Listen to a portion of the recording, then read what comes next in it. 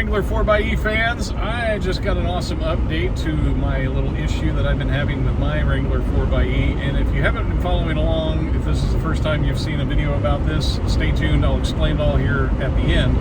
But to those of you that have been tuning in, I received a phone call today from Jeep Wave, and they said my little electric heater thing, I don't know what the proper term is for it, should be at the dealership on Monday morning. I'm recording this video on Tuesday the 8th. So is that 9, 10, 11, 12, 13, the 14th. The part should be at the dealership. So hopefully next week my vehicle will get the repair that we have been waiting for and hoping for a while. So if you don't understand what's going on, I'll get those of you who haven't seen this video before caught up, and maybe give you some tips if your vehicle is doing something similar. Now, I want to say first and foremost, there have been a lot of posts in the forums, a lot of posts in the Jeep 4xe fans group about people who have had different issues with the Wrangler 4xe. If you go to, if you search, Mark Temple has created a group called the Jeep 4xe Polls group, and if you go and search that group, you will see that it's actually pretty low percentages of Jeeps that have been impacted by some of these issues that are impacting some Wrangler 4xes. And though it may seem like a lot, you have to look at these things from percentages. We have no idea how many Wrangler 4xes have been sold. It could be 15,000, it could be 20,000, it could be more. We know there were at least 10,000 mentioned on one recall, but that was months ago, and so we just really, it'd be irresponsible of me to speculate at a number. And so when you think about like 1% of, say, 15,000 vehicles, that's going to seem like a lot of Jeeps to those of us that are going in the forums and going on Facebook pages and viewing these comments. So take that into account when you're thinking about the Wrangler 4xe, and you think, wow, that vehicle seems like it has a lot of issues. It can be argued that it's pretty minimal. Not to minimize the problems that people have faced, myself included, that there are some obstacles to overcome, and I want to talk about that just a little bit. So the two big issues that a lot of people are seeing are what we refer to as FORM, fuel oil refresh mode. Now, FORM is a completely normal product of the Wrangler 4xe. It is designed in with the intention that, every once in a while you do have to move this engine and keep it running. Case in point, my dad had a 28 Model A Ford pickup that when he bought it was in pieces, and it had a rusty old engine that, those old straight fours that were in the Model A's. That engine sat in our garage my entire growing up. I mean, for decades it sat in that garage. It was the biggest pile of rust I'd ever seen.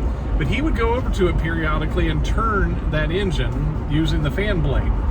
Years later, he buys a 31 Model A Roadster, and the block got cracked one winter. They took that engine that had sat in that garage for decades, literally took it up, cleaned it up, dropped it in that Model A, and it's running to this day. And it's all because he did some maintenance over the years of keeping that vehicle, keeping that engine turned. And that's what you have to do with gas engines. They just have to operate every once in a while. You have to keep the pistons moving. You have to keep oil circulating, and you can't leave the gas in the tank too terribly long. Now, the 4xe has a pressurized fuel system to help preserve fuel for longer periods of time, but it can't stay in there for months on end. I don't know what the shelf life of gas is, but I think it's only like 3 or 4 months or something. I don't know. If somebody check me on that in the comments. I can't remember what it is off the top of my head. But so anyway, back to the point. Fuel oil refresh mode, or FORM, as you will see it written in the forums and Facebook groups, is necessary to the Wrangler 4xe to keep that engine, keep maintenance up on it. Now, what is irregular is if you have a Wrangler 4xe that is constantly getting into form or staying in form all the time. If you can't get it to clear, no matter what you do, now there are people that have posted different things in the groups to do to get it to clear for them, but I would contend, go to the hybrid supplement manual, and look at the directions in there and follow those directions. And if it does not clear for them, then you might have an issue. But don't go run into your dealership right away if the first time you see form and you can't get it to clear right away. Give it a few days, use the steps in the manual, maybe use the steps that the people are suggesting in the group to get your oil temperature up and stuff. But look at what the manual says about it before you go run to the dealership. So that's form. The second issue that some people are seeing is on the screen in the middle of your dash, it will say electric mode unavailable, cabin cooling or heating. Now, I made the mistake early on of calling that CHOC, and I think that picked up, that actually puts the letters in the wrong order. It should be cabin cooling or heating, so CCOH. We started calling it CHOC, cabin heating or cooling, and I really think I take the blame for that, because I think I messed that up in the beginning. So we also use a term called EMU, electric mode unavailable. So you will see EMU plus CHOC. That's EMU plus CHOC. It's electric mode unavailable, cabin heating or cooling. Again, that is another normal thing to happen in the Wrangler 4xe when the temperature gets down around, below 10 degrees Fahrenheit. I think that's negative 12 Celsius. You might see electric mode unavailable, and it might say cabin heating or cooling. It might say electric mode unavailable all by itself. Those are normal things that you will see when it gets really cold like that, especially our 4xe family up in Canada. You're going to see that more than people in the southern United States will.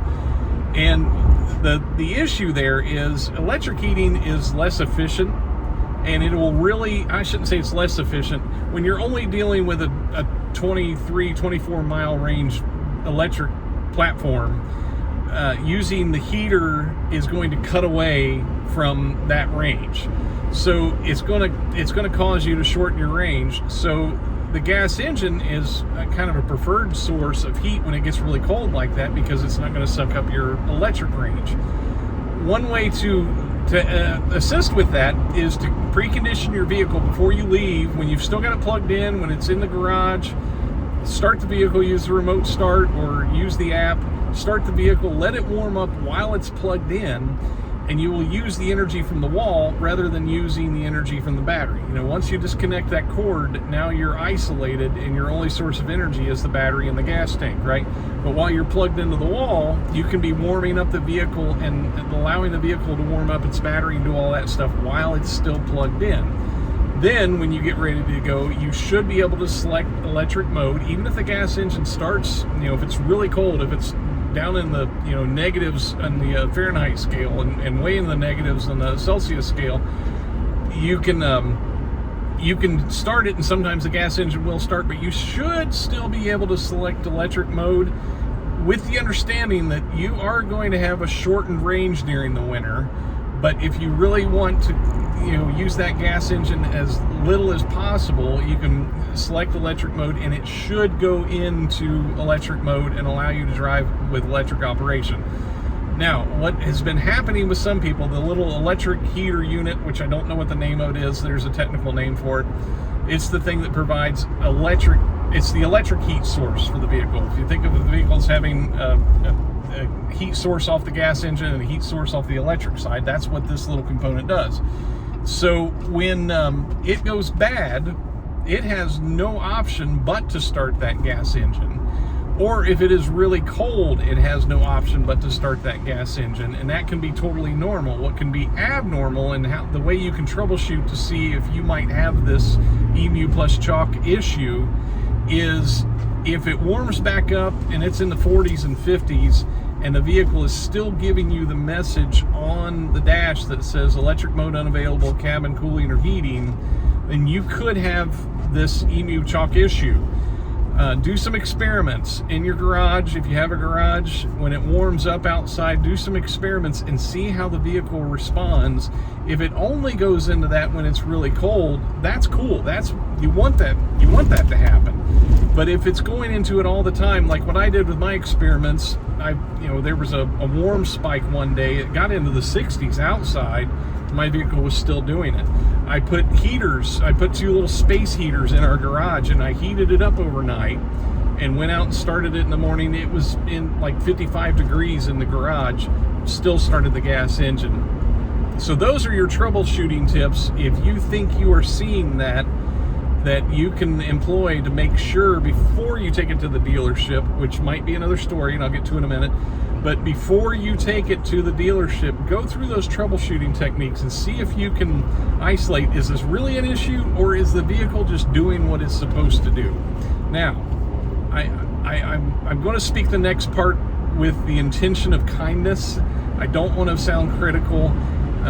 We're all human beings. We all have our shortcomings, so I'm not speaking what I'm speaking in being critical and just relaying the information as it happened to me. I took my Wrangler 4xe to the first dealership when I started having this issue, and luckily for me, both the service guy I was working with and the tech back in the back that I never got to talk to both agreed, after I shared some information with them about how the vehicle's supposed to operate, they both agreed that there was something weird going on, but there was no code, there was nothing for them to fix. Their hands were kind of tied. They opened up a case with Jeep Wave that got closed because Jeep Wave said it was operating normally. So there was a misunderstanding there and a lack of information that led to them closing that case. Now, I immediately called back into Jeep Wave and I explained to the person that I spoke with, I said, I am in contact with a lot of other 4xe owners, and they are not seeing what I'm seeing. They are having normal operation. They are able to start it in electric operation. Now, I don't mean electric mode, and you have to differentiate between the two, because when you're in hybrid mode on the E-Select, the vehicle can still start without the gas engine. And that was a point of contingency when I was having the conversation with Jeep Wave. The reps didn't seem to understand that this vehicle can start and operate without the gas engine starting, even though it's in hybrid mode. And I had several conversations with several different reps that were all under the same assumption that once the vehicle starts, that gas engine's always going to run. And I think that's a training issue on Jeep's part, and that's okay. I'm not holding that against them. I'm not being a jerk about that. This is just how it happened. So Jeep Wave opened up a second case for me and asked me to take it to another dealership. Now, I didn't think the dealership was the issue, but I was going to do what they wanted to do, because I actually wanted to take it to the dealership that I bought it from, that in the beginning they were unable, they didn't have some equipment they needed to work on the 4xe, and I was kind of waiting on them to get that equipment in-house. And so I ended up taking it back to the dealership that I wanted to take it to, and again, I got really fortunate that the service guy that I was working with understood the issue, and the technician that was working on it, now mine's the only 4xe they see, but he understood, hey, that's not, and he made the statement, that's not supposed to happen until it hits 10 degrees. So he knew some information that was very important. And if you find those places that have those technicians that are understanding the 4xe, it's good to get in with those places, and good to go go to those places where they know what they're doing. Again, I'm not being insulting to anybody who doesn't, but there are different dealerships that have different experience levels, and people who, there are, I think it's called like a level 4 technician or something that has been trained to work on the hybrid systems, like in the Pacifica hybrid and the Wrangler 4xe, and coming up the Grand Cherokee 4xe. So there is an extra level now for mechanics to get extra training to be able to work on these hybrid platforms. So if you can find one of those guys, and we talk in the group or talk on YouTube or Twitter or wherever, share that information where you know where those guys are. I have been willing from the start to be a guinea pig and allow the technicians, whoever needed to look at it, to, if you want to learn about it through this vehicle, I've been willing to do that. But thankfully, I have a mechanic at my place where I bought my Jeep that is into this thing and is really interested in seeing it fixed, and is really interested in seeing this thing through. So one thing you may have to do, you may find yourself in a tough conversation at a dealership. I'm just being fair. I'm not being jerky about this. I'm just being fair to the scenario. You may find yourself in a situation where the dealership service people don't understand that what you're seeing is not normal operation. You might also run into a conversation with the Jeep Wave folks where they will say it's normal operation. But what I would encourage you to do is to do your homework. I've got some other videos about this on YouTube and in the Jeep 4xe fans group.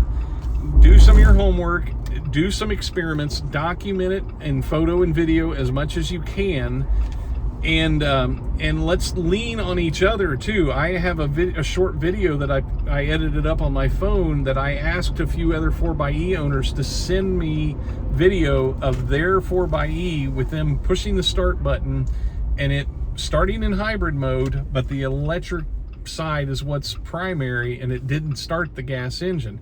And I had to present that video to get the folks to understand this is how this thing should operate. This is how mine is not operating. So don't be afraid to utilize your resources in the forums, in the Facebook groups, but do your due diligence before you just go run into the dealership. That way you can present your case logically and help them to understand what's going on. And then when you have that conversation with the Jeep Wave folks, so they are clearly understand what's going on. One misunderstanding that I kept hearing the Jeep Wave folks say, I think a lot of people in the beginning, one of the things we all want in the Wrangler 4xe is we would like it when we push the start button, we would like it to default to electric if we could. That's not a possibility, and for reasons I won't go into here, but they couldn't design that into the software. So it has to start in hybrid mode. And what a lot of us wanted was to be able to, when we start it, electric mode would be selected by default. They can't, and the Jeep Wave people that I spoke with, like 3 of them, misunderstood what I was saying when I was saying it's starting the gas engine. And they would come back and say, but it's always going to start in hybrid mode. And I would say, the mode is not what I'm talking about. I'm talking about how it starts operationally. And you have to differentiate that and be very clear about what the problem is that you're seeing so they understand on their end. So I hope this helps somebody. If it helps one person, the whole video is worth it. And I just want to thank you for watching. And, let's get out there and do some fun stuff. See ya.